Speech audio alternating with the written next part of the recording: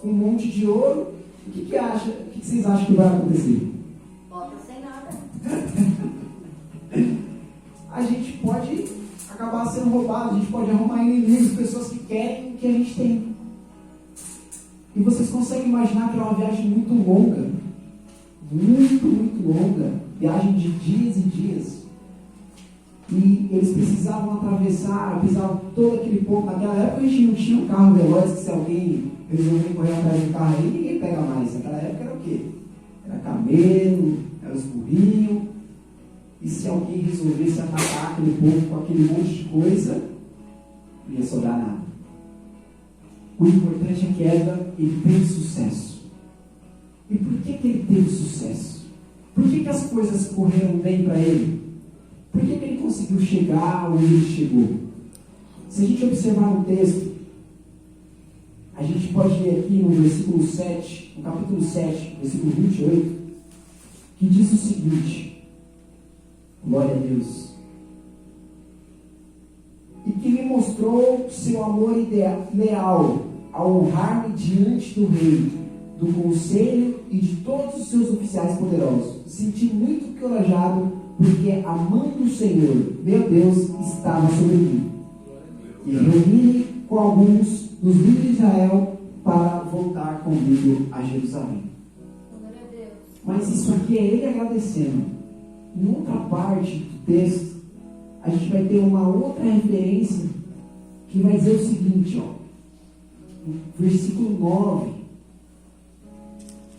diz o seguinte, ó: partiu da Babilônia em 8 de abril, o primeiro dia do ano, chegou a Jerusalém em 4 de agosto. Olha aí, ó, ele saiu da Babilônia em 8 de abril e chegou em 4 de agosto. Então, não sei se você já consegue imaginar o tamanho dessa viagem, né? E no final do versículo diz assim, ó: porque a bondosa mão do Senhor, seu Deus, estava sobre ele. Glória a Deus.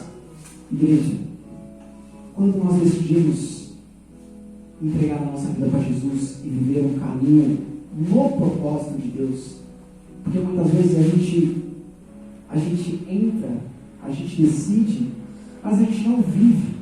O nosso dia a dia, ele não é aquilo que nós decidimos no início.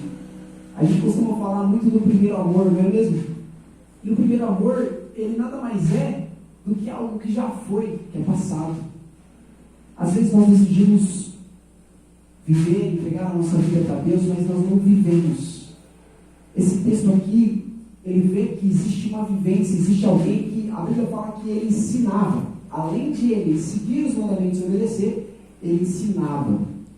E com o passar do tempo, ele chegou nessa viagem e em muitas partes dos versículos falam assim, que ele conseguiu o que conseguiu, porque a mão bondosa do Senhor estava sobre ele. Aleluia, glória a Deus. Quem quer ter a mão bondosa do Senhor sobre você? Amém. Glória a Deus. Igreja, Deus, ele quer estender a mão dele sobre nós. Só que isso depende muito se nós vamos nos decidir. Amém?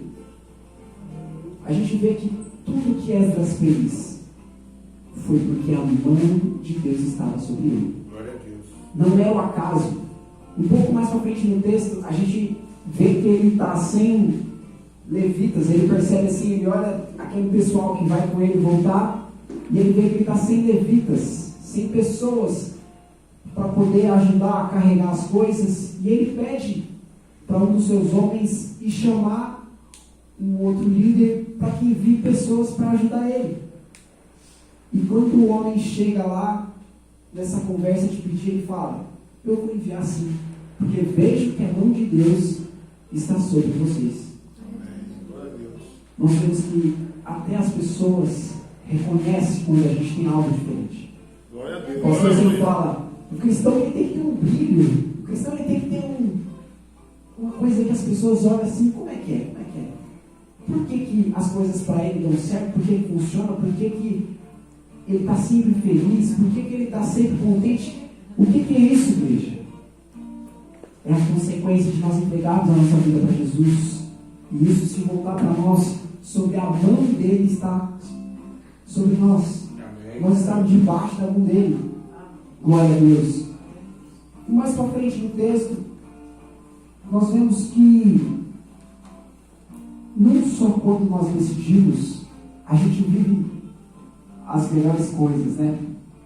Porque decidir entregar a vida para Jesus nem sempre quer dizer que nós vamos ter sucesso em tudo. Amém? Nós sempre temos desafios, não temos? Problemas, pessoas que a gente precisa lidar, conversar.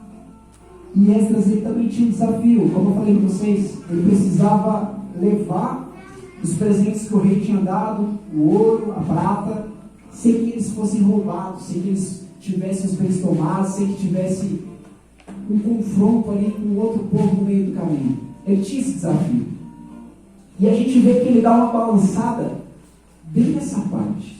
Se a gente ler aqui, ó, no capítulo 8, versículo 18, vai dizer o seguinte. Glória a Deus. Perdão, no versículo 22. Capítulo 8, versículo 22, vai dizer o seguinte: pois tive vergonha de pedir ao rei soldados e cavaleiros para nos acompanharem e nos proteger dos inimigos ao longo do caminho.